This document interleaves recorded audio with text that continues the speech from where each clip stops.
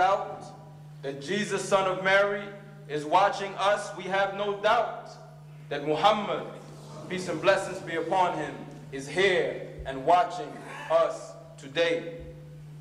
We declare with our hearts, with our minds, and with our soul that we love Jesus, son of Mary, and we will and we do follow his way. Allow me to read another chapter from Holy Quran which contains a great portion of the gospel unaltered. And we will make him, Jesus, a messenger to the children of Israel. I have come to you with a sign from your Lord that I designed for you out of clay, a figure like that of a bird, and breathe into it, and it becomes a bird by God's leave. And I heal him who was born blind and the leper, and I bring the dead to life by God's leave. And I inform you of what you eat and what you store in your homes. Surely therein is a sign for you if you believe.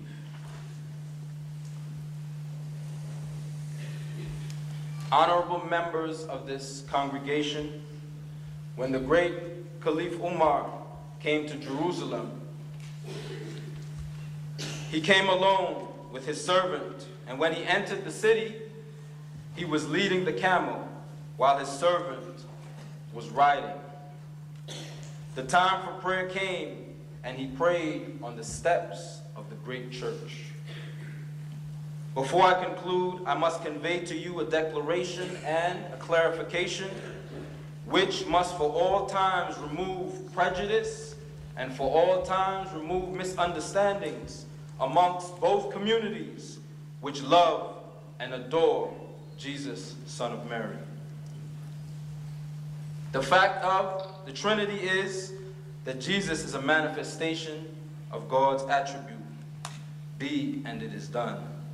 The Holy Ghost is a manifestation of God's glory, meaning thereby there are two beings who merge in one and only one God. Jesus is the Spirit of God, and that is why he could revive the dead. And Gabriel, the Holy Ghost, is a manifestation of God's will. These both are manifestations of one God. We are not here today to stir up or make any controversy or cause any confusion. We stand here as your Muslim brothers and sisters, and we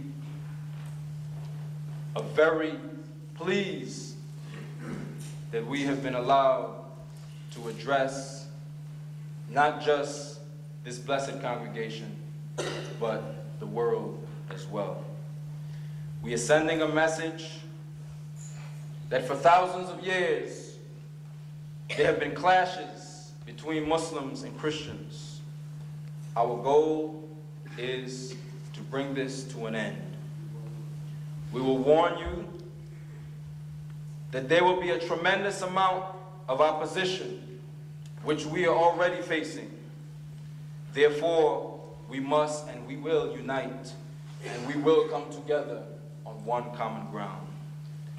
One common ground like we once stood on before. I thank you, and God bless you. Now welcome our guest speaker, Father Tim Taugher, St. Catherine's of Siena.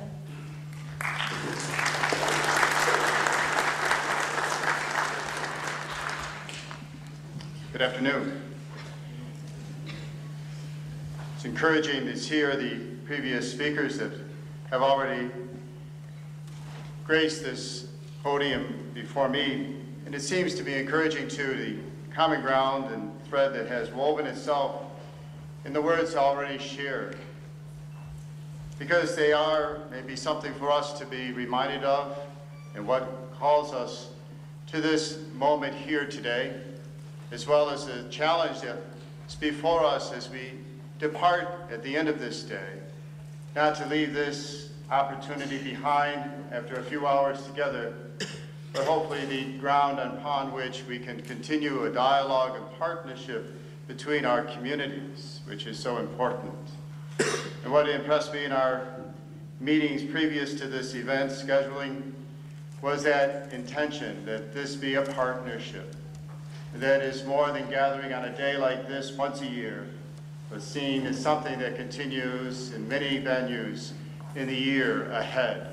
And so hopefully that dialogue and that opportunity will continue to be with us as a challenge for us in this day.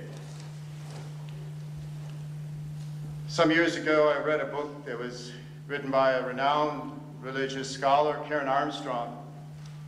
In her many books, one book that struck and had a deep impact on me was The History of God. And in this history of God, she looks at this history of God through the traditions of Islam, Christianity, and Judaism. And through her intense research and all that she shared in her scholarly work, it came down to one common ground for all of us, which impressed me as well as challenged me too, is what the sense of compassion is all about.